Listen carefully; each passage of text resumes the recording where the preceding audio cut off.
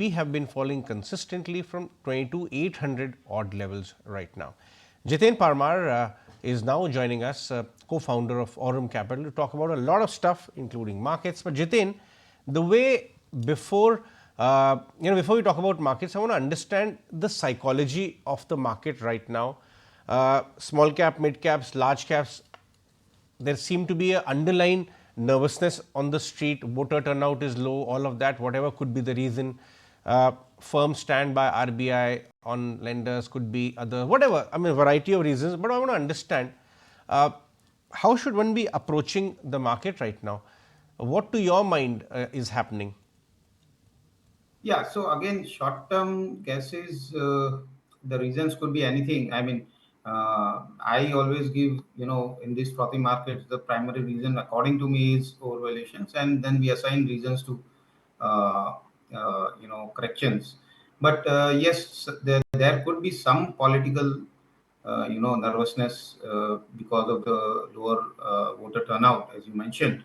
That could be one of the reasons why the market wants to be a bit on the sidelines, and maybe some people are taking some money off the table. But my view is that we should think long term. I think long term, I don't think there is any issue unless there is a mandate which is a fractured mandate and we have a coalition government. Then we could be in for some deep corrections. But the economy is going to do well for the next few years. That I think the base for that is set. So I would have a long term view. I mean, I don't want to hazard too many guesses on what is going to happen in the short term. And anyway, I mean, our approach is bottom up and basically stock specific. So we do keep an eye on these things, but we don't worry too much about it. Point, very nice point you've made, that you have to be very stock specific and then understand the story and own the story.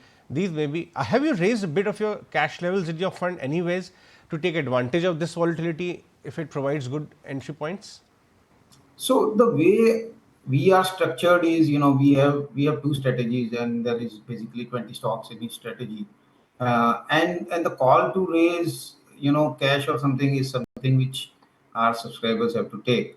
On a personal level, yes, because of some selling, there is some cash raised for me, specifically in capital goods stocks, which we've had for quite a few years now, and we believe risk reward in quite a few of them is not in favor.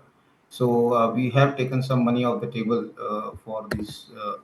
And as far as the strategies goes, we have given alternately some defensive names in lieu of these exits. For example, some large private banks where we believe valuations are in favor. If you look at from a historical perspective, some large private banks are at a 50% discount to their 5-year and 10-year averages.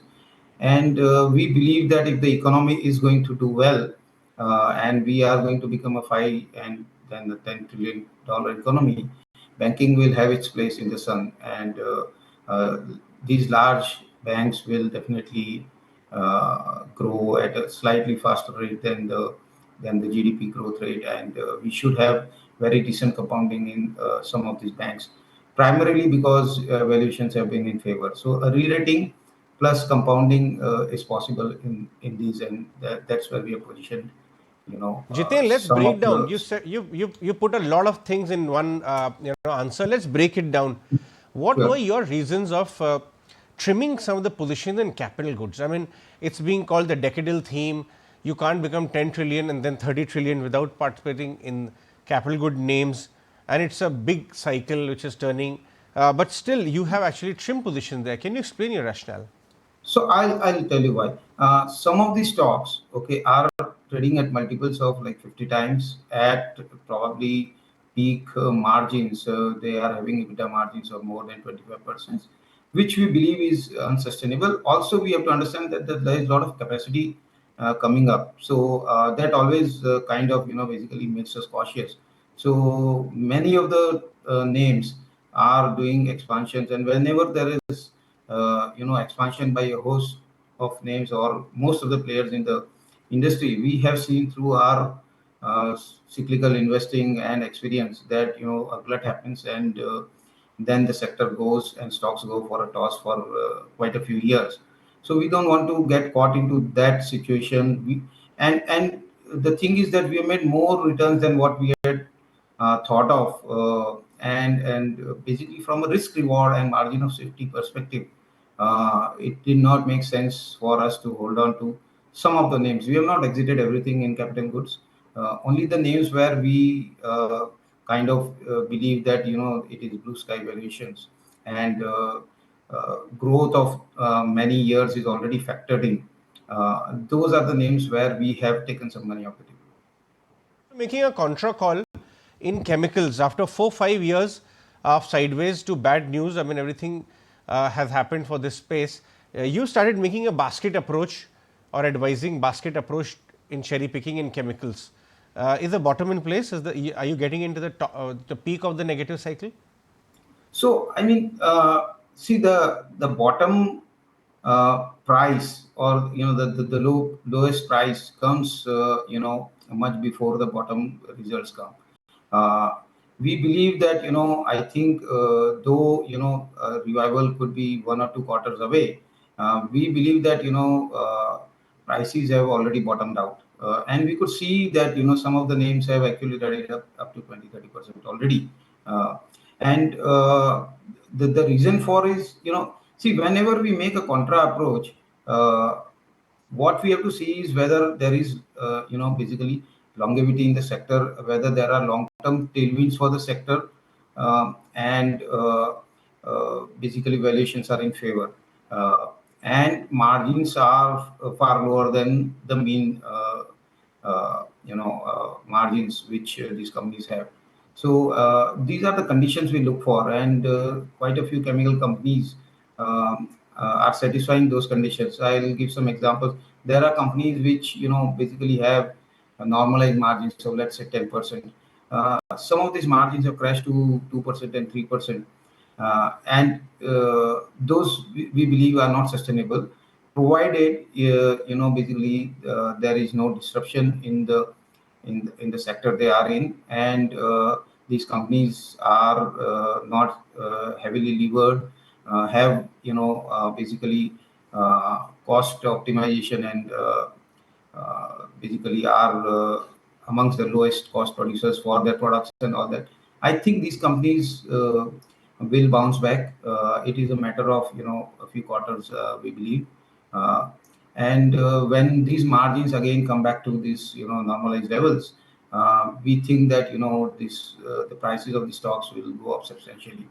So these are the kind of investments or stories we look out for, especially in this market where there is a lot of froth across many sectors and stocks. Leave us with your thought process on private banks. You were making a point that they have come down to valuations below the 5-year, 10-year average. Does it make sense to getting back at some of the large private sector, corporate centric banks now?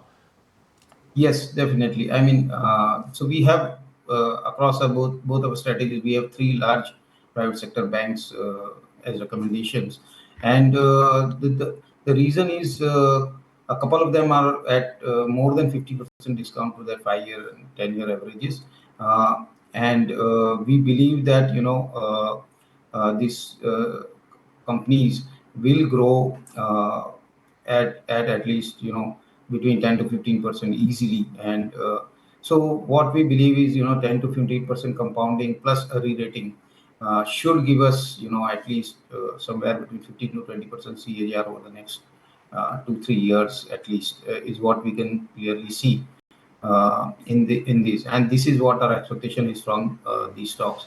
Right. All right, Jiten, we'll let you go on that one. Thanks very much for joining us on the show with your take. We'll take a short break. If you like this video, then like, share and subscribe to ET Now.